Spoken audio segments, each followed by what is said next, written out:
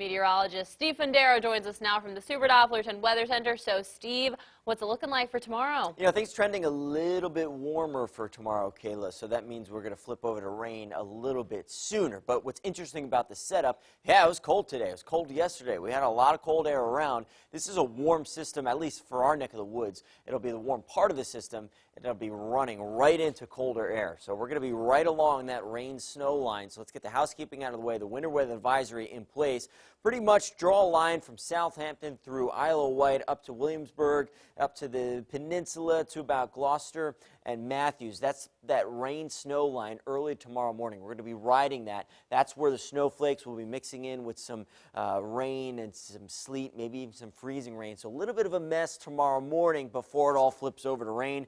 And yeah, it flips over to rain. We get soaked for the rest of Sunday. So we get a brief snow shower overnight. That actually could produce a bit of a coating, maybe a little bit more before dawn. So when we wake up, there could be a bit of some snow on the ground. But by the time the wintry mix blends in and it all flips over to rain, it all gets washed away. That's by like late morning into midday. The rain takes over and we just get soaked for the rest of the day. So the cold air is in place, right? It slowly exits the area as the warm air comes crashing in from the south. We're going to be dealing with a warm front tomorrow, and as meteorologists, warm fronts are tricky to forecast, right? Look at this big old system. It's taking shape. It's going to dump a whole lot of snow for friends and family to our north and to our northwest. Look at this little band out towards the center portions of the state. Some good amount of snowfall in that. This is interacting with the colder air we already got in place, so this is going to produce our brief little snow shower for our overnight, 3, 4, 5 a.m. And then as we head into tomorrow morning, things are going to change pretty rapidly. Pretty cold right now, near freezing. We're going to hang on to this cold air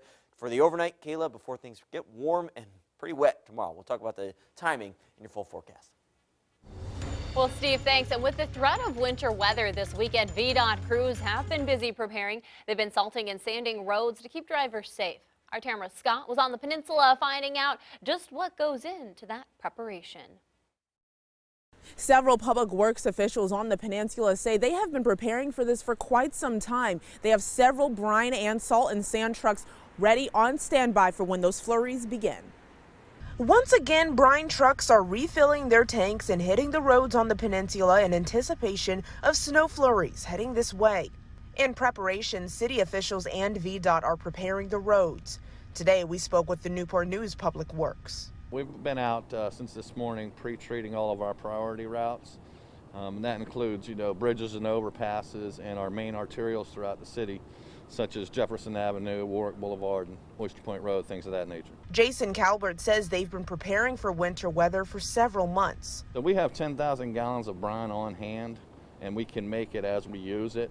And we also have a couple thousand, probably a little over 2,000 tons of sand and salt if needed. VDOT leaders say they're also preparing in their district. We have about 1,200 trucks across the entire Fredericksburg district. Kelly Hannon says the routes they treat are separate from the city's main roads.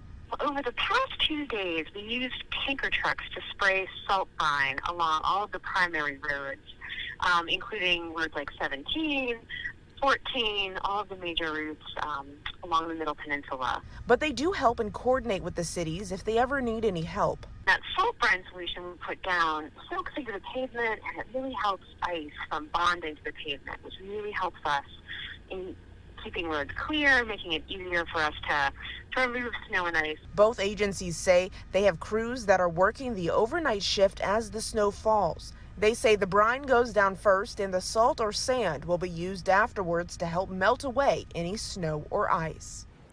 Now, officials urge you to stay off the roads in any dangerous conditions just for your safety. And if you do see equipment being used on the road, they ask for you to keep your distance. Tamara Scott, 10 on your side. Well, Tamara, thank you. VDOT crews continued Saturday to pre-treat the roads in Richmond ahead of the expected winter weather forecasted for Sunday.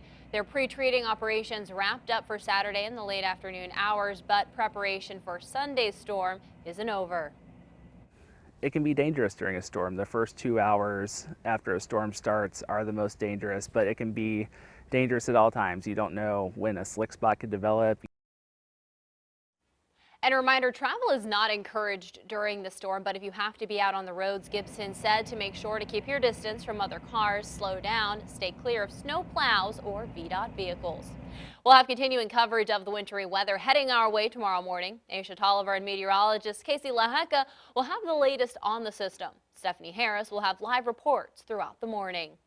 We'll keep an eye on the weather by downloading our WAVY weather app. It gives you hourly forecasts, the latest radar images, plus you'll get any watches or warnings for our area.